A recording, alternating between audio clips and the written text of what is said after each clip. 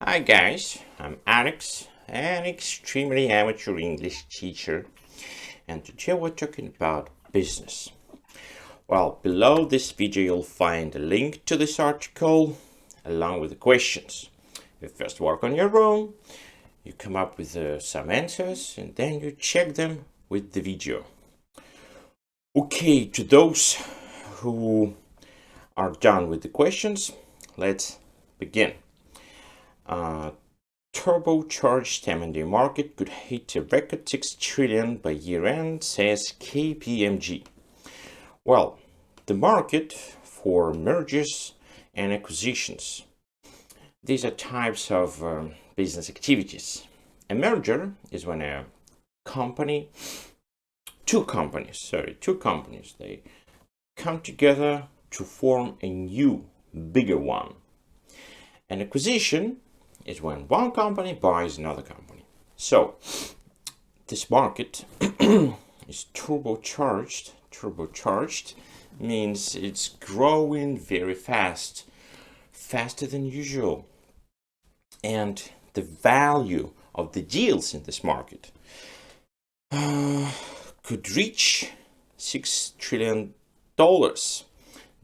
according to KPMG. I don't know who they are, but judging by their name, they seem to be highly expert in this matter. All right, first question. How have low interest loans affected business in the world? Well, a loan is money that you get from the bank and you have to pay it back plus some extra money called interest. So, and if this sum of money is not, huge, it is called a low interest loan. Now,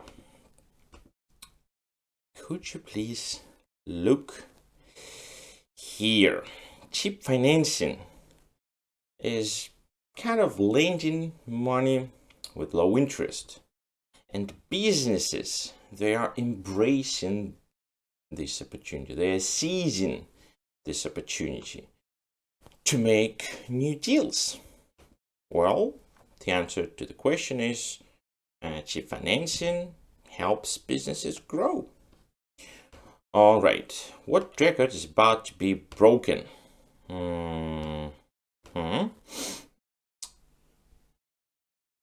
right, take a look at this. $4.8 trillion is the total volume of mergers, of global mergers and acquisitions in 2015. This year, the value has already amounted to $4.3 trillion, which is a sign, or one of the signs, that the record set in 2015 could be broken. Okay? The next question. What is the driving force behind such boom in the M&A market? Okay. I guess you noticed this eloquent phrase when you were reading the article, but to me it seems more, confusing than eloquent. Anyways, let's try to figure out what it means. Fundraising is an activity, it means to raise money. People organize, hold different events to raise money for a particular purpose. And before the pandemic began, people had raised, a great deal of money. And they had some plans on using it. But then, bam, the pandemic began and they had to, put off those plans. And the authors, I guess, they call the money pent-up energy. Look at the word pent-up. It's often used to describe some feelings, strong feelings. Let's say you are angry. Something has made you super angry. and you want to explode, but you can't do that because, it would be inappropriate. So you hold this anger inside, and this is called your pent-up anger. Well, I hope I made it a bit more clear. The next question. So, yeah, I guess this money could be regarded as the driving force behind the boom. Well, what kind of products do SPACs produce?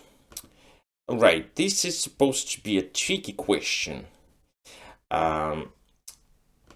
Please look here. SPACs stand for Special Purpose Acquisition Companies. These have no commercial operations. Such companies, they don't buy anything, they don't sell anything. I suppose it means they do not produce anything, because you can't make stuff literally out of nothing. So the answer to the question would be they do not produce anything. What's the aim of such companies? They are established solely to raise capital. Well, how does it work? As I understand, you can start a SPAC and you issue shares. Shares, those pieces of paper that say that you own a part in some business. So the more pieces you have, the bigger the part that you own. Well, you start a SPAC and you issue shares and you make them available for trading. And you wait. Once you've sold enough shares, you've raised enough money, you find some operating business and you buy it. That's it. Oh, great. And the last question, what strategy are most senior executives going to stick to? Well, please have a look at this. CEOs, they are top managers, some senior executives, and they have adopted a new strategy, which they call inorganic means. It means a method, a way. And by the way, it is a way that helps their businesses develop. What does it include? It includes mergers and acquisitions. Well, I guess the word inorganic here might sound a bit puzzling. So, I guess traditionally, when people wanted to develop, to improve their business, they focused on the quality of the products, or they tried to broaden the range of the products they produce. But because of the pandemic, those options are no longer available, or it's difficult to do so. That is why they chose to follow a different plan, and this kind of a new approach. But this approach doesn't seem to be natural. That is why I think they use the word inorganic. All right, so let's stop here.